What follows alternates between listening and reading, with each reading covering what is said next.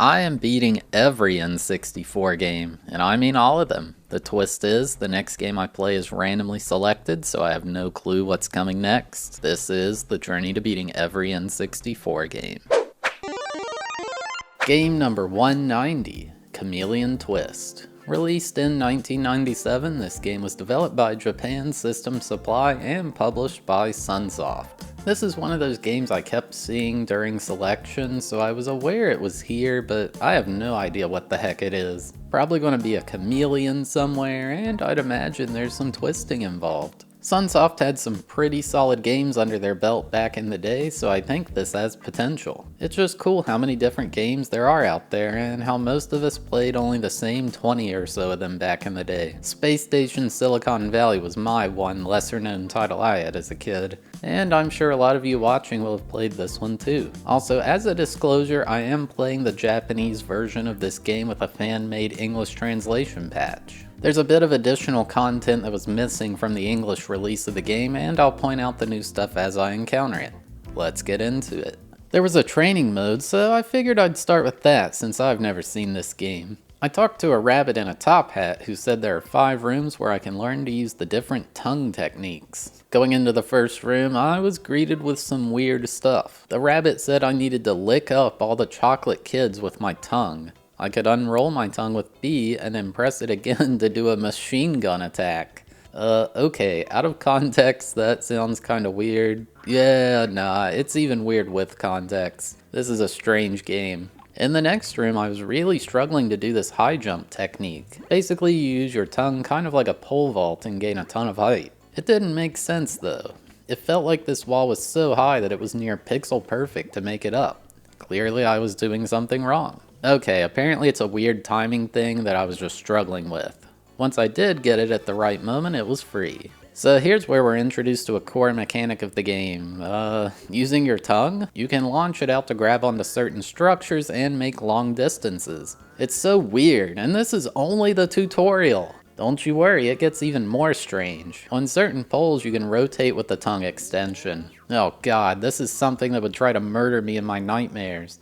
Well, enough of that. Time to get into the real game, I suppose. I first had to pick my character. There was Davy, Jack, Fred, and Linda. I went with Fred because he looked chill. It opens with a cutscene to set the stage. We see a chameleon sitting on a tree stump. There's a rabbit with a watch saying he's very late. Hey, where have I seen that before? The rabbit jumps into a magical pot and the chameleon follows suit. Upon landing, the chameleon is changed to take a more human-like form, as well as gaining increased control over its tongue. The rabbit informed me this is Jungle Land, which is a gateway to a mysterious world. So I began running through the jungle looking for things to do. I found a crown in a nearby bush. This is like a collectible to get throughout the game as optional content. And it's not just chocolate kids you can shoot like a machine gun. Hedgehogs are fair game too. I found a rather large gap where I figured I could use what I learned in that tutorial. Apparently I learned nothing as I just fell off the cliff. It immediately warped me back to where I was and I lost a point of health. There was a platforming section with some lily pads over water. Fortunately, Fred is able to swim safely. Don't try licking those crowns, it's unsanitary. Also, it doesn't really achieve anything anyway. Even falling into the lava causes you to just respawn instantly. You could say this game didn't feel very challenging so far. In a later room, I ate a silver thing in the middle of the room to make Fred's head way bigger. This made the machine gun attack a lot stronger, and I could break the metal things to get more crowns.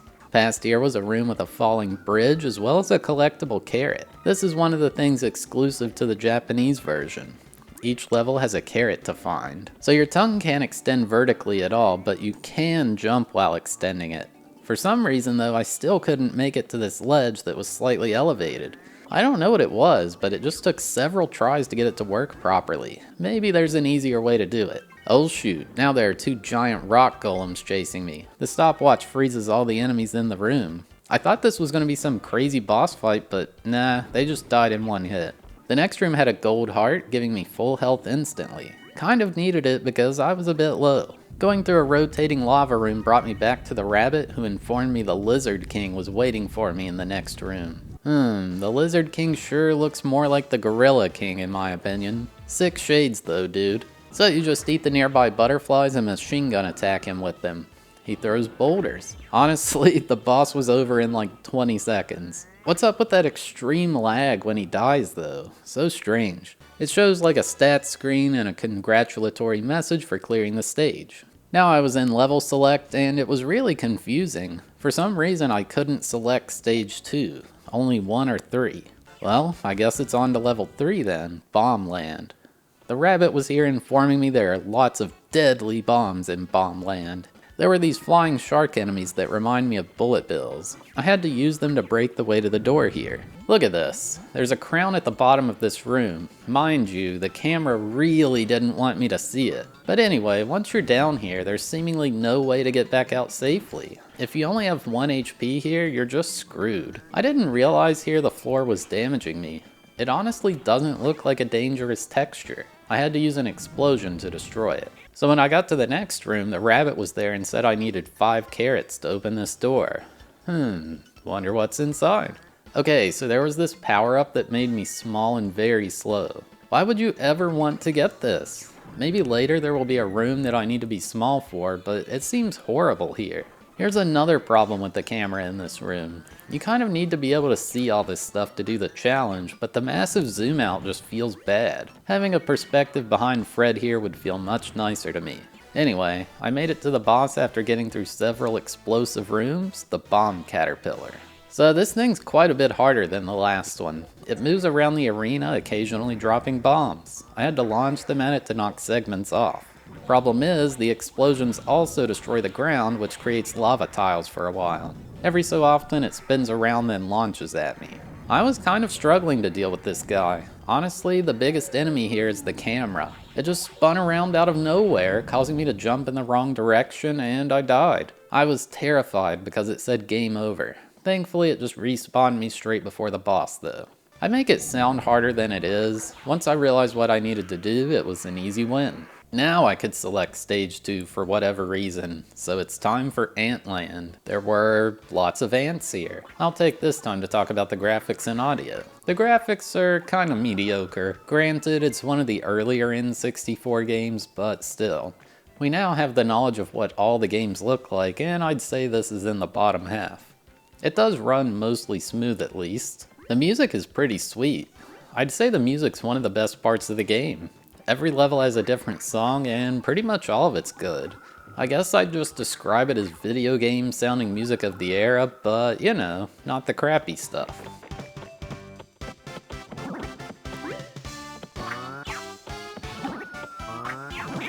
So along with there being all these ants, there were also some centipede things. Maybe a callback to the previous boss. And then there's these yellow guys I had to swing my tongue around to trip them. I mean, there's just no non-weird way to describe this game. It's just odd, but you know, it's kind of fun. Now the ants are running around at hyperspeed. There's not really a great way to deal with this part. I feel like the play here is just have a lot of health and damage boost. I nearly died even trying again with full health. This part is the definition of enemy spam. The boss of this level is Quintella, the queen ant. She's, yeah, she's got a lot. There's a convenient pole in the middle of this room which I used to trip her. I didn't really understand how to deal damage though. Maybe I was too slow with the machine gun. She spins around after getting knocked down and it is really hard to dodge. Okay, I see. You're able to both grab onto the pole and eat ants for the machine gun in the same tongue extension. You have a tiny window to dodge your spinning attack by balancing on the tongue to gain height. It's kind of a fun fight. Sometimes you just take damage when tripping her. I didn't really understand why. One of the first difficult things in the game. I don't know what it was. Only have to hit her 5 times, but I just couldn't do it. I blame the camera personally. And my controller messing up, and lag. You know, all the usual excuses. I barely won on like my 5th or 6th try. Kind of hard for this game. It's a fun boss though, albeit frustrating. It's time for level 4, Desert Castle. I don't know about y'all, but this area looks like a debug level to me. Like the background just wasn't finished or something like that. I feel like I was supposed to bounce with my tongue here, but damage boosting works all the same. Here's the world's slowest moving pendulum platform. The concept of momentum just doesn't exist here. Honestly, this level felt the most like a traditional platformer than the rest of them. except with a twist. Get it? Because this game's called Chameleon Twist, and most platformers don't use a tongue to assist with the obstacles. It was a pun. Let me know in the comments if you need further explanation. There was this segment with sand flowing downward while boulders were falling. I couldn't move at all, and it felt like pure luck to reach this carrot. At least you could fall off the cliff to get another shot at it. Oh hey, the small power-up was useful here. The spikes were too high up to stab me. Maybe it's not harmful. This magic carpet segment was kind of challenging. With the background scrolling like that, it kind of hurt my eyes. The jumps are rather narrow too. It seems the eel from Mario 64 got a new job as a sandpit monster here. I swear, this game is just all over the place. Kind of weird, the rabbit didn't give me a name for this boss. Looks like a hybrid of a chameleon and a worm. Anyway, it's rather simple. It bounces around the arena, causing little enemies to appear, which I can machine gun to damage it. Once you hit it, it digs underground. Honestly, this fight's not hard at all. Another one down. We're on the 5th level, Kids Land, and oh snap, the chocolate kids are back. The pattern on the floor looks like a bare bones coloring of a map. No idea what the heck the camera's trying to do here. Also, there was seemingly no reason to climb up to that area anyway. Oh, after killing all the macaroons below, it caused the smallest power-up to spawn there. Now I can access this crown. Along with the jank camera angles, the constant zoomed out views makes it hard to judge how far in or out you are from the camera. I swear I was overlapped with that crown, come on! This room takes like 20 hours to get through. Look at these big dudes on pogo sticks. There's definitely a lot of enemy variety in this, I'll give them that. So a few rooms later, the rabbit was guarding another door. He said I needed 2 carrots to enter, which I had. I was allowed to play bowling within. So yeah, this is one of those things exclusive to the Japanese version of the game. The bowling ball damages you for whatever reason. How do you roll the ball, you ask? Why, blasting it with your tongue, of course. Honestly, this plays more like pool than bowling. It's, not very fun. I got absolutely scammed here. That was perfectly in the pocket. I got 127 points in my first go at it. Apparently I needed to get over 200 to receive a crown. Oh god, this is so jank. Well, on my next go at it, I got 3 strikes in a row to start. They call that a turkey in the biz. After getting 4 in a row, I finally had my first mistake. Incredible start though. I started to suck and only got 189 that time. 300's the max, so 200's pretty tough. Yeah, I had about enough of that. You don't actually need to get all the crowns to play all the levels in this, only at least 20 from each level. I found this level's carrot hidden behind a gigantic wafer. I did this cool jumping tongue trick to get around this wall. I realize now I could have just curved around it, but hey, if you want to make a Kaizo Chameleon twist hack, force this trick in it. The sections were getting a bit hard at this point. This room had a bunch of moving platforms with poles moving on different segments. One slip up and it's all the way back to the start. So the boss this time around is a cake. Well, that's what they want you to think. It's really the chocolate kids operating a cake robot. The strawberries launch off as bombs and they're not too hard to dodge. Every now and then it opens up and oh, it's already dead. Yeah, so after you eat the 4 chocolate kids inside, it's done. The variance in boss difficulty is wild. Now it's time for the 6th and final level, Ghost Castle. Fred apparently is able to just eat fire in this place. We've got floating barrels now. This is literally turned into Donkey Kong. Copyright infringement suit incoming. This room rotates to make the perspective be all off. It plays the same, but it's a bit hard on the eyes. I don't know what the heck is going on here. The dishes are attacking and there are these mirrors that can see me despite me not being in their field of view. It's just such a strange game. This room is really clever actually. You have to shoot the fire at the candles to make the platforms appear. I think the issue with it though is there's just too many of them, and also it's hard to aim exactly on the candle's hitbox. So the final boss of the game is whatever this thing is, just an amalgamation of various objects from throughout the level. Someone on the dev team must have seen this in their nightmares, cause what the heck. Basically, you have to lick the colored orbs that come from the extended arms to damage it. After licking all of them, it went slow-mo like usual, except this time there's a phase 2. The music picks up and is all intense here. So now it takes the form of a car and shoots a ton of white orbs at you. Too bad I only had 1 HP left and got wrecked. It's pretty easy if you just stand next to where it's shooting. You can honestly kill it in 1 machine gun attack. It plays a cutscene where the building begins shaking and Fred sprints toward the exit. He's then in a white void jumping across some wooden platforms, and then the credits play. This game was ahead of its time. There's a post-credits cutscene. We see that Fred is transformed back into a boring chameleon and he'll never get to have any enjoyment ever again. Wow, that's kind of rude. So I had only gotten the 20 crown requirement for the secret final level in 3 of the levels. I decided I'd go back and unlock that, and thankfully there's a few guides online about where they're all located. I also wanted to get the carrots I missed to check out the rest of the minigames. It's a bit annoying because it doesn't save the previous crowns you collected, but it's whatever. Guess I should have done it the first time around. So here's one of the minigames I missed previously. It's playing pool. You just blast the ball with your tongue. If you scratch, nothing bad happens, so you just get as many tries as you want. It's underwhelming. For getting all the carrots, you get the opportunity to fight a black chameleon. This dude's tongue goes nuts. Why can't mine move that fast? It's honestly pretty difficult. You're supposed to knock him off the ledge, but it's way too hard because he's twice the speed of you. Eventually, I learned the white balls are bait, and you're supposed to just blast him with your tongue instead. For knocking him off the ledge, you earn a crown. Alright, here's the secret stage for getting 20 crowns in all the regular levels. It just shows a question mark as the name. It ended up just being a boss rush where you choose the order you want to fight them. In this level though, the bosses are all buffed to be much harder. Mostly they just move faster than before, and it gets chaotic. Your health gets refilled between fights to make completing it reasonable. They were all not too bad to beat, at least because I had killed them before. Well, except for the final boss. I didn't realize that in the initial fight with it that if you don't immediately burst the second phase down, it just regrows. So getting enough damage to kill it is really tough. I just got lucky on that first fight, I think. Also, when you start shooting at it, it runs away, making it even harder to burst down. You just have to get an incredibly well-aimed shot while it's moving. It's so much harder than it looks. Seriously, how in the world did I kill it so fast in that initial run? Maybe it has more health in this boss rush stage though.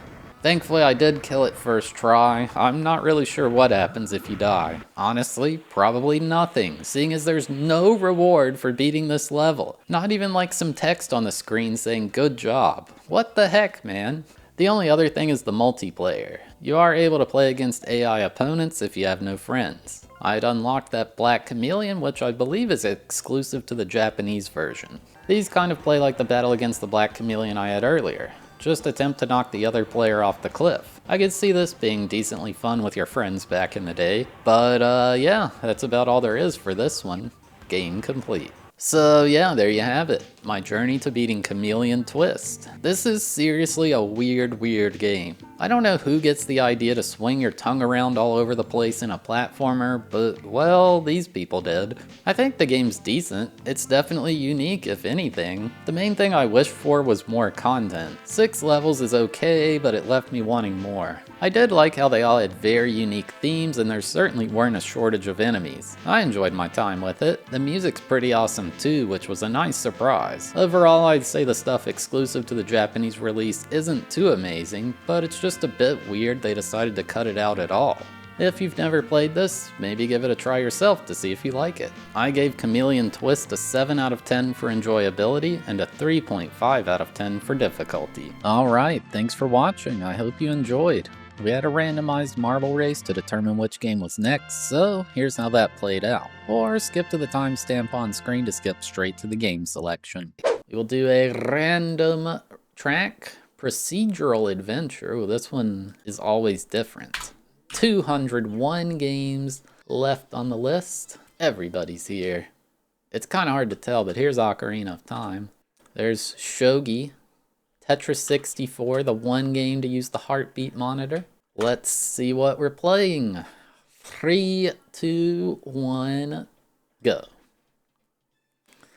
And they are off. Absolute chaos. Vigilante 8, the clear last. Oh my god, and an explosion has happened as Turok goes down win back Mario Party. I didn't see what happened there, but another explosion, and Doraemon 3 is down, and Morita Shogi 64, the clear leader right now.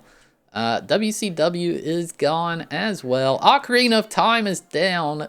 So many good games falling. Meanwhile, Shogi currently in the lead. The next South Park game, I think that might be Chef's Love Shack in second place, and Shogi's coming through, getting a bit of a boost here as an explosion happens, and Clay Fighter is gone, Pachinko's gone, and actually Robot Ponkotsu 64 is coming in. I didn't see how this happened, but now it has taken the lead over Shogi. GoldenEye is in third place, followed by Mario Party 2.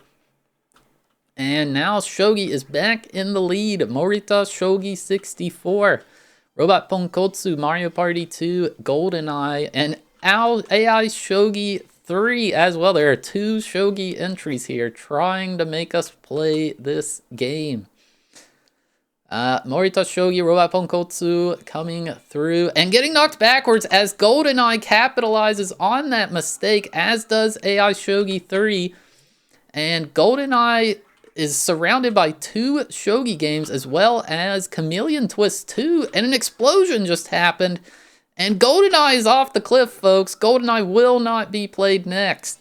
Banjo-Kazooie is coming through as well. And another explosion. These explosions are crazy. Shogi just hanging on. Star Wars Battle for Naboo, SimCity 2000 as well. And now it's actually Nuclear Strike. No, an explosion. It just keeps happening. And Nuclear Strike 64 is in the lead. SimCity 2000 as well. And it's Nuclear Strike 64. Whatever the heck. It's one of these games I've literally never seen until now. How do I not recognize every game on this list? Unbelievable. It's so much this explosive game selection, folks. Nuclear Strike 64. It has been decided. But yeah, if you're still here watching, you're awesome. Thank you so much. If you had a good time, consider hitting that like button, or maybe even dropping a subscription. Or hey, maybe even watch another one of these videos that's on screen now. And yeah, see you next time.